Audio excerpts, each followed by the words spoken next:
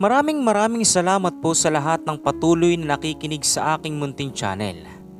Nawa po ang lahat na mag-subscribe at like sa kwentong ito ay magkaroon ng napakadaming blessings. Kaya hindi ko na po patatagalin ang ating kwento at simulan na natin. Daniel, pasuyo naman ako sa tita mo. Umutang ka muna ng kapit at sukal sa tindahan. Pasabi na lang ay babayaran ko na lang pagkadating ko pang isda. Naubusan na pala tayo dito ng kapit at sukal. Bilis na at anong oras na? Baka mabulukan na ako ng isda sa laot. Utos ng tatay ni Daniel sa kanya. Papalaot kasi ito sa dagat upang mangisda para sa pambili nila na makakain sa araw na iyon. Pero tatay, hindi po ba magagalit si tita? Kasi po ilang araw na po akong pabalik-balik ng pangutang doon. Yung nakaraan po na inutang ko na bigas ay hindi pa po nababayaran. Baka po masigawan na naman ako ni tita.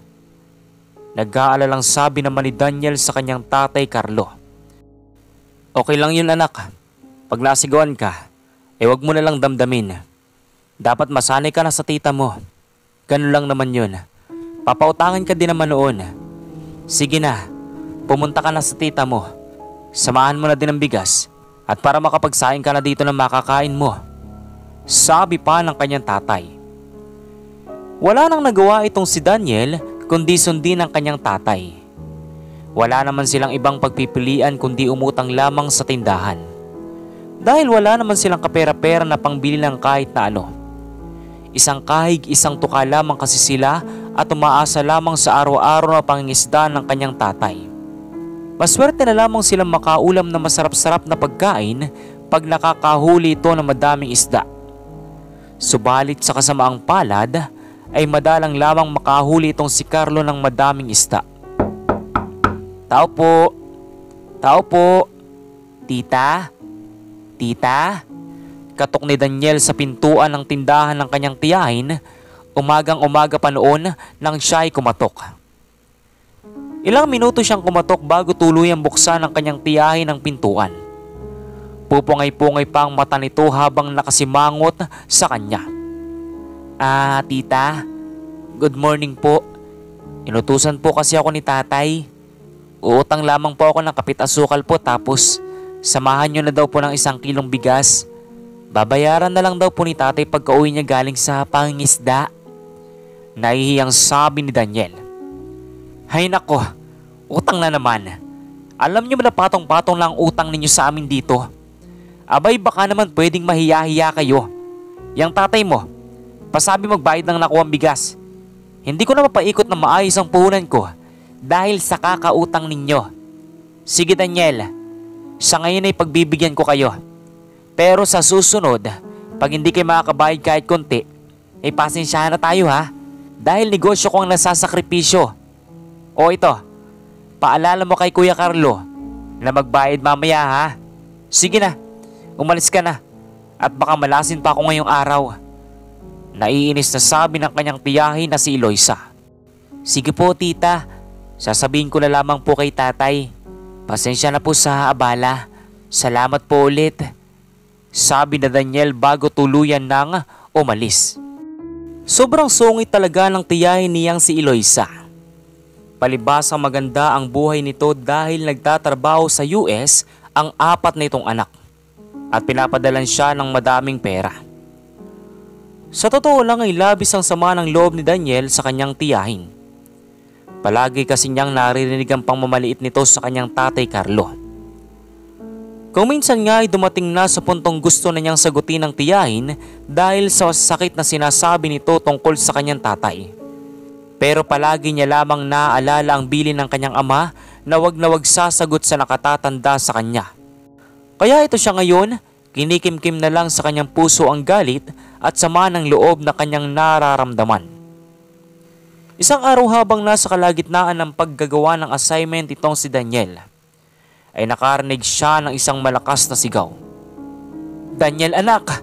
Daniel anak! Tulungan mo ako bilis! Sigaw ng kanyang tatay pagkadating nito galing sa pangingisda. Dali-dali siyang tumakbo papalapit dito at laking gulat niya nang bigla na lamang bumagsak ang kanyang tatay sa sahig at nawalan ng malay. Tatay! Tatay! Gising po! Gising po kayo! Tulong! Tulungan niyo po ako! Ang tatay ko! Tulong! Natatarantang sigaw ni Daniel upang humingi ng tulong sa kanyang mga kapitbahay. Mabuti na lamang at agad siyang narinig ng mga kapitbahay nila at agad siyang tinulungan na madala ang kanyang tatay sa ospital. Sobra-sobra ang kabog ng kanyang dibdib. Natatakot siya sa kung anong masamang mangyari sa kanyang tatay. Nang mga oras na yun ay ang tanging niya na lamang naisip ay ang manalangin sa poong may kapal. Umaasa siya na walang imposible kung mananalangin siya na iligtas mula sa kapahamakan ang kanyang tatay Carlo. Pagdating sa ospital ay agad nang dinala sa emergency room ang kanyang tatay. Mabuti na lamang at mabilis itong nagkaroon ng malay. Tinawag siya ng mga doktor at sinabing samahan niya muna ito at hintayin na lamang ang resulta ng lahat ng exam na gagawin sa kanyang tatay. Ilang minuto lamang ang nakalipas at nalaman na nila ang resulta. Dala pala ng labis na pagkapagod at pagka-stress ang dahilan ng pagkawala ng malay nito. Dahil doon ay sinabihan sila ng doktor na kailangan munang magpahinga nito upang hindi na maulit ang ganoong pangyayari. Noong araw ding yun ay agad na silang lumabas ng ospital upang sa bahay na lamang magpahinga. Mabuti na lamang din at wala silang binayaran sa ospital dahil nilapit na lamang sa malasakit center ang lahat ng kanilang bayarin. Tatay, sabi po ng doktor ay kailangan nyo daw pong magpahinga muna sa trabaho dahil sa pagod daw po ang naging dahilan kung bakit kayo nawalan ng malay. Huwag po kayo mag-alala tay. Ako na lang po muna ang gagawa ng paraan para may pangkain tayo ng ilang araw. Hindi po muna ako papasok sa school dahil wala din pong mag-aalaga sa inyo. Magsa-sideline po muna ako sa karinderya ng magulang ng kaklase ko. Saktong-sakto po at naghahanap po sila ng tauhan doon. Siguro tay, mas mabuti pong magtigil muna ako sa pag-aaral ngayong taon. Magtatrabaho po muna ako para naman makapagpahinga po kayo. Huwag po kayo mag-alala. Magtatapos po ako ng pag-aaral. Pero sa ngayon po, siguro kailangan ko po muna mag-stop ng pag-aaral. Tutulong po muna ako sa inyo. Seryosong sabi ni Daniel sa kanyang tatay. Anak, hindi. Walang titigil pag-aaral. Kaya kong magtrabaho. Ano ka ba? Simpleng sakit lang to. Hindi naman to malala. Napagod lang siguro ako dahil sa lalakas ng alon nung nakaraan. Pero okay na ako ngayon. Huwag kang mag-alala sa akin anak. Sabi ng kanyang tatay. Tay, please lang po. Sana ngayon po, ay pagbigyan niyo po muna ako na makatulong sa inyo. Mas mahirap po pag napuwersa lalo ang inyong katawan. Alam niyo po naman diba, na wala tayong pera at wala tayong aasahan na pangbayad sa ospital kung sakaling ma-hospital po ulit kayo. Kaya wag na po sana kayong makulit. Pagmamakaawa ni Daniel. Dahil doon ay wala nang nagawa itong si Carlo kung hindi pumayag na lamang sa nais ng kanyang anak. May punto din naman ito. Dahil totoo naman na mas lalo silang mahihirapan kung magkakasakit siyang muli. Sige anak, pumapayag ako. Pero ngayong taon lamang ikaw mag-i-stop ng pag-aaral ha. At sa susunod na taon ay muli ka magbabalik ng pag-aaral. Mas mabuti ang makatapos ka ng pag-aaral dahil mahirap ang hindi nakatapos. Iyan lang ang tanging maipamana ko sa iyo na hindi mananakaw ng kahit na sino. Sabi ng tatay niyang si Carlo. Opo tay, mag-iipon lang din po ako para sa pagbabalik ko sa school ay hindi na po kayo mamomroblema ng pambaon ko araw-araw. Siya, sige na po tay. Mauna na po ako sa papag. Matutulog na po ako at bukas na bukas po ay pupunta ako sa karinderya ng pagtatrabahuan ko. Huling sabi ni Daniel bago humiga at tuluyan nang nakatulog. Naiwan namang tulala itong si Carlo sa harap ng pintuan at nagbalik tanaw sa kanyang nakaraan. Naalala niya ang kanyang asawa na si Jerica na itinago sa kanya ng mayaman nitong mga magulang. Ayaw na ayaw kasi ng magulang ng babae na magkatuluyan silang dalawa. Mahirap lamang daw kasi itong si Carlo at walang pera na magagamit upang maibigay ang lahat ng pangangailangan ng kanilang nag-iisang anak na babae. Nabuntis kasi itong si Jerica na labis na ikinagalit ng mga magulang nito. Pati ang kanilang anak noon na si Daniel ay nadamay sa galit ng magulang ng babae. Hindi din nila tinanggap ang sanggol noon, kahit iyon ay tunay na nilang apo. Bagkus ay pinaako na lamang kay Carlo ang lahat ng responsibilidad dahil ayaw daw nila na malahian sila ng isang dukang tao na katulad ni Carlo. Simula nga noong araw na yun ay wala nang naging balita si Carlo sa kanyang kasintahan na si Jerica. Subalit sa likod noon ay patuloy pa din siyang umaasa na balang araw ay muli silang magkikita at mabubuo ang kanilang pamilya. Dahil sa lalim ng kanyang iniisip na mga araw na iyon ay hindi na niya namalaya na malalim na pala ang gabi. Kaya naman dali-dali siyang naglakad papuntang Papag at tumiga sa kalapit ng kanyang anak na si Daniel. Bago tuloy ang matulog ay pinakatitigan niya ang kanyang anak. Mababaka sa mukha nito ang pagkakahawig ng kanyang kasintahan na si Jerica na para bang pinagbiyak na bunga ng niyog. Anak, huwag kang mag-alala. Balang araw ay makikita mo din ang nanay mo. Sa ngayon ay kailangan ko munang ilimang lahat ng tungkol sa kanya at tungkol sa tunay na pagkatao ng iyong ina. Basta anak, nangangako ako sa iyo na bago ako mawala sa mundong ito ay magkikita-kita tayo ng nanay mo at bubuuin ko ulit ang pamilya nating nasira. Sabi ni Carlo sa kanyang isipan habang inihimas ang buhok ng kanyang anak. Dahil doon ay hindi na namalayan ni Carlo na nakatulog na siya. Kinabukasan ay nagising na lamang siya sa malakas na yugyug ng kanyang anak.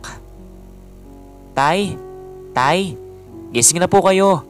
Kumain na po kayo at anong oras na po? Napapitlag naman itong si Carlo sa paggising ng anak. Naku, pasensya ka na anak at nalita ko ng gising. Mabuti na lamang at nakapagluto ka na. Sabi pa nito. Naku tay, wag po kayong mag-alala. Di mayroon po akong inutang kahapon na bigas. May natira pa naman po. Wag na po kayo umutang kay tita. Baka po kung ano pang masasakit na salita ang matanggap ninyo doon. Libre naman po ang pagkain ko sa karinderyang papasukan ko. Tsaka ito nga po pala tay, 200 pesos po. Bigay po yan sa akin ng papasukan kong karinderya. Panggastos ko po yan. Ibili nyo na lamang po ng pagkain ninyo. Kakaltasin naman po yan sa sahod ko. Una na po ako tay ha. Mag-iingat po kayo palagi. Pagpapaalam pa ni Daniel. Naging maayos naman ang trabaho ni Daniel sa karinderya. Mabait naman ang naging amo niya na magulang ng kanyang kaklase. Kung ituring pa nga siya nito ay parang tunay na isang anak. Samantala sa kabilang banda naman, isang araw habang sobrang abala sila sa mga customer na kumakain sa karinderya, ay may isang magarang sasakyan ang tumigil sa kanilang karinderya. Bumaba doon mula sa sasakyan ng isang babae na nakasuot ng eleganteng kasuotan bago lumapit sa karinderya. Hello po, good morning po ma'am. Kakain po ba kayo? Nakangiting tanong ni Daniel sa babae. Sige toy, gusto ko sana ng laing tsaka pad na din ako ng isang kanin. Salamat. Nakangiting sabi ng babae. Mukhang mabait ito base sa pananalita at pagngiti. Agad na ibinigay naman ni Daniel ang order nito. At habang kumakain ang babae, ay nilapitan siya ng kanyang amo at kinausap siya. Daniel, kamukhang kamukha mo yung babaeng customer na yun oh. Para kayong pinagbiyak na bunga.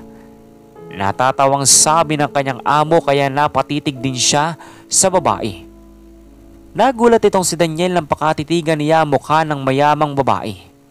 Kamukhang kamukha niya nga ito. Sa ugis pa lang ng kanilang ilong, mata at labi ay masasabi na niya na para silang mag-ina. Dahil doon ay naalala niya ang kanyang magulang na iniwan sila noong bata pa lamang siya. Wala siyang idea kung sino ba talaga ang kanyang nanay dahil kahit kailan ay hindi naman iyon nakwento sa kanya ng kanyang tatay Carlo. Ngunit maya-maya pa ay nagulat na lamang siya nang biglang makita din niya ang kanyang tatay Carlo na papalapit sa karinderya.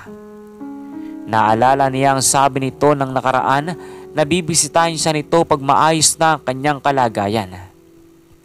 Anak, kamusta ng trabaho mo? Kamusta naman ang mga amo mo? Mababait ba sila sa iyo?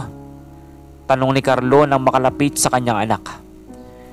Okay naman po sila, Tay. Mababait po sila. Nga po pala, kumain na po ba kayo? Kain na po muna kayo, Tatay. Sandali lang po't hainan ko po kayo ng pagkain. Sabi ni Daniel sa kanyang tatay. Magsasandok na sana siya ng pagkain nang biglang tawagin siya ng babaeng customer kanina. Excuse me, pwedeng extra rice half lang? Ang sarap-sarap kasi ng laing na luto ninyo. Nakangiting sabi ng babae. Nagulat naman itong si Carlo nang marinig ang boses ng babae. Dahil pamilyar sa kanya iyon. Kaya naman hindi niya napigilan ng mapalingon at tiningnan ang pinanggagalingan ng boses. Labis siyang napapitlag nang makita ang pamilyar na muka. Kilalang kilala niya ang babae. Hindi siya maaaring magkamali. Tumanda man ang itsura nito pero kilalang kilala niya pa din ito. Ito ay walang iba kundi ang kanyang dating kasintahan at ina ng kanyang anak na si Daniel. Jerica? Ikaw ba yan? Kamusta ka na? Kilala mo pa ba ako? Ako to si Carlo, ang dati mong kasintahan. Umiiyak na sabi niya sa babae. Natigil naman ang babae nang makita si Carlo. Bumagsak ang luha sa mata nito at napayakap na lamang sa kanya. Oo Carlo, kilalang kilala kita. Sa totoo lang kaya ako nandito ay dahil sa iyo. Kaya talaga ang hinahanap ko ng anak natin. Simula ngayon ay wala na makakadlang sa ating pagmamahalan.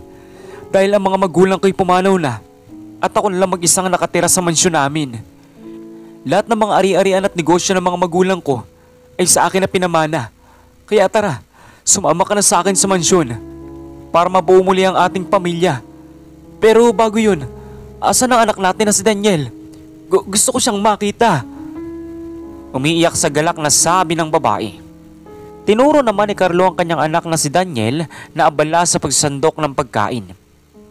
Siya na si Daniel. Napakaswerte ko sa anak natin dahil lumaki mabait at may paggalang at respeto. Lapitan mo siya. Alam kong sabik na sabik ka ng mayakap ang ating anak. Nakangiting sabi ni Carlo. Walang pagdadalawang isip naman na tumakbo papalapit itong si Jerica kay Daniel at niyakap ito ng pagkakahigpit. Gulat na gulat naman ang binata dahil wala siyang ka-idea sa nangyayari. Kaya naman pinaliwanag lahat ng kanyang amang nangyayari at doon lamang siya naliwanagan. Napaiyak na lamang siya nang malaman na nanay niya pala ang babaeng kamukhang kamukha niya na pinagsilbihan niya kanina sa karinderya. Simula nga noon ay nag-resign na sa karinderya itong si Daniel at sinama na silang dalawa sa mansyon ng kanyang nanay. Namuhay sila na maayos doon at nakapag-aral na din siya ng kolehiyo. Madaming taon ang lumipas at nakagraduate na siya bilang isang abogado. Wala namang kaalam-alam ang kanilang mga kamag-anak na nakatapos na siya sa pag-aaral at naging maayos na ang kanilang buhay. Isang araw ay nakasalubong niya ang kanyang tiyahin na si Aling Eloisa. Napadalaw kasi siya sa kanilang bahay noon upang balikan ang kanilang tahanan na matagal na nilang hindi nakikita. Sakto naman na ginaganap ang kanilang taunang family reunion. Kaya naman inimbitan siya ng kanyang tiyahin. Hindi para makisalo doon o magsaya, kundi para ipahiya lamang sa mga kamag-anak nilang mga successful na din. Andito si Daniel, yung anak ni Kuya Carlo. Tingnan niyo siya. Ngayon lang siya nagpakita. Pero bakit parang walang pinagbago sa kanyang buhay? Mukhang mahirap pa din. Natatawang sabi ng tiyahin niya. Nagtawa na naman ang lahat dahil sa kanilang narinig. Minsan na nga lang makadalaw dito sa reunion niyang si Daniel. Hindi man lamang nag-ayos ng sarili.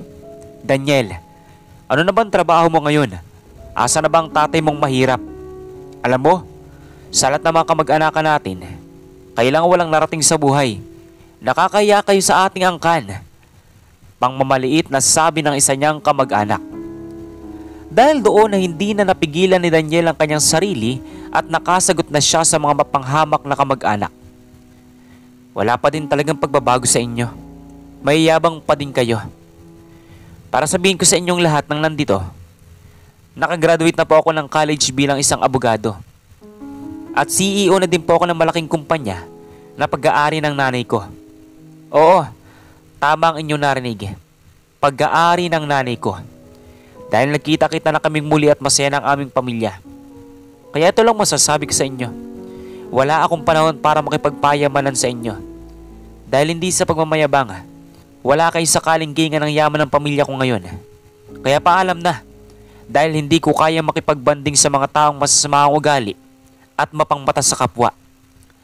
Maraing sabi ni Daniel na labis na ikinanganga ng mga kamag-anak niya. Dahil doon ay natameme na lamang ang lahat at hindi na nakapagsalita pa. Mayroong hindi naniniwala sa sinasabi niya na siya ang may-ari ng kilala at sikat na kumpanya sa Maynila. Subalit nang isearch nila ang pangalan ng kumpanya na binanggit nito ay labis silang nagulat. Dahil lumabas kasi ang pangalan ni Daniel nang isearch nila kung sino ang may-ari ng kumpanya. Nang malaman nilang lahat ng katotohanan ay halos hindi sila makagalaw. Dahil ang bata pala noon na si Daniel na minamaliit at tinahamak-hamak nila ay isa ng CEO at anak ng may-ari ng napakalaking mga negosyo. Tunay nga na hindi dapat natin hinahamak ang bawat isang tao sa atin. Hindi porket nakakaangat tayo sa buhay ngayon ay kailangan na nating mangmaliit ng ating kapwa. Palagi nating alalahanin na bilog ang mundo. Maaring umiikot ito. Maaring ngayon ay nasa itaas ka, subalit palagi mong tatandaan. Nababagsak ka sa pinakamaba kapag kinuha ng Diyos sa iyo ang lahat ng biyayang natatanggap mo dahil sa iyong ugali at sama ng kalooban. Kayo, ano pong masasabi nyo sa maiksing kwento natin ngayon? At kung anong mga aral po ang mga natutunan ninyo?